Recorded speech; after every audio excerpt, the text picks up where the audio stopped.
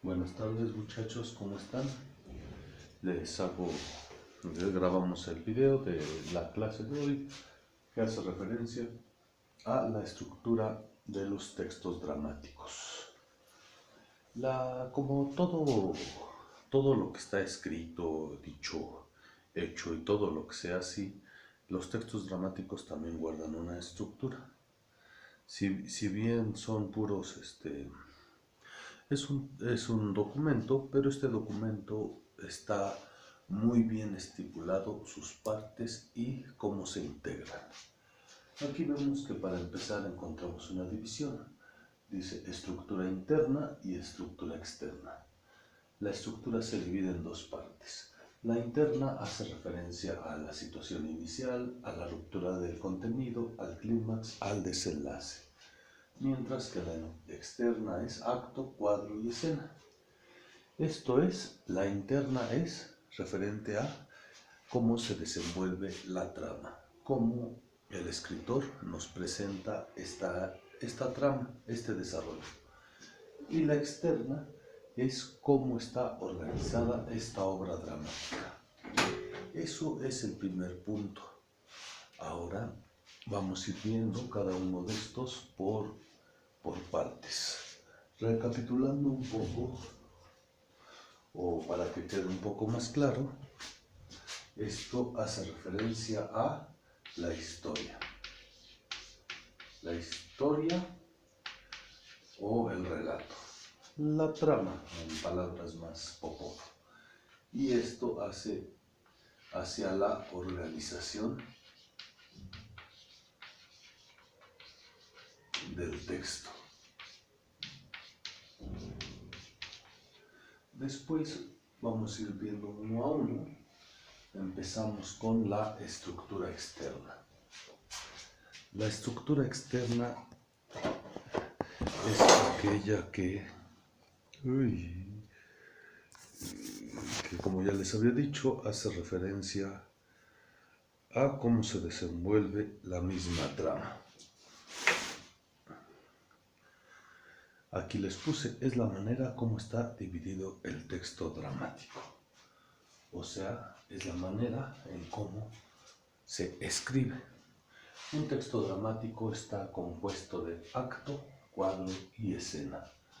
Y aunque pueden parecer muy similares, son cosas diferentes. Aquí les puse acto. Son las partes en que está dividido el texto dramático. Los actos están determinados por las acciones de los personajes. Aunque el teatro clásico se componía de 3 actos, podemos encontrar obras con 5, 2 o incluso 1. Bueno, un acto es es una fracción de la obra, es amplia, es una parte grande y se determina por las acciones. ¿A qué se refiere esto? Se determina en base a el planteamiento, el desarrollo y el desenlace. Por lo regular, en el primer acto vamos a encontrar es un acto que presenta personajes, lugares, la situación, el conflicto y todo lo que pueda ser acudido. El segundo acto de una obra presenta el conflicto. Ahí es donde el villano está logrando su objetivo, etc. Y el último acto presenta un desenlace. Más o menos así. Aunque, claro, podemos encontrar obras donde el conflicto es muy largo y ocupa 2 actos, o una obra, porque aquí dice incluso uno, donde el acto está representado en un solo acto, pasan las 3 cosas. Luego tenemos otro detallito. Cuadro. Dice, son divisiones menores, como lo indica, indican un cambio de lugar o muestran un problema particular. ¿A qué se refiere esto? Están los personajes, por ejemplo, en un bosque, de repente aquí el decorador o el escenógrafo tienen que sufrir un montón y rápidamente se apaga la luz y ¡pum! Atrás aparece un castillo. Ese es un cambio de acto, un cambio de lugar, pero también pueden mostrar un problema particular.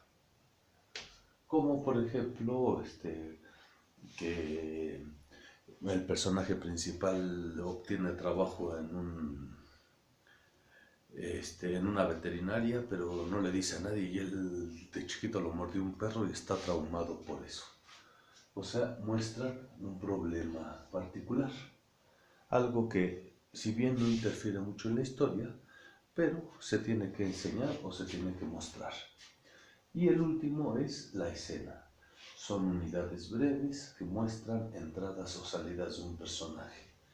Unidades breves, por no decir minúsculas.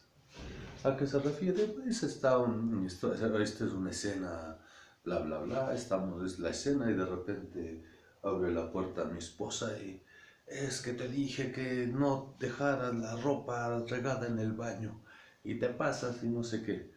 Yo sigo y agarra y ya se va y yo así de, ya se fue.